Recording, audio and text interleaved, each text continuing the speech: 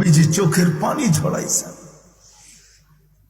জন্ম মৃত্যু লগ্নে যখন দুনিয়ার থেকে চলে যেতেছিলেন আল্লাহর সান্নিধ্যে, বন্ধুর কাছে যখন চলে যেতেছিলেন, চোখে পানি ছিল। নয় ফ্যামিলির জন্য ছিল না, হাসান হোসাইনের জন্য ছিল না, উম্মে কুলসুমের জন্য ছিল না, আলী ফাতেমার জন্য ছিল না। জিবরিল জিজ্ঞাসা করছে কাঁদেন কেন? বলছে ফামাল্লি বাদিলি উম্মতি, ফ্যামিলির জন্য কান্না না, হাসানের জন্য কান্না না, হুসাইনের জন্য কান্না না, আলী ফাতেমার জন্য কান্না না, কুরাইশের জন্য কান্না না, হাসেমের জন্য কান্না না, আরবের জন্য কান্না না, আমার উম্মতের জন্য কান্না। আমার উম্মতকে কে দেখা রাখবে?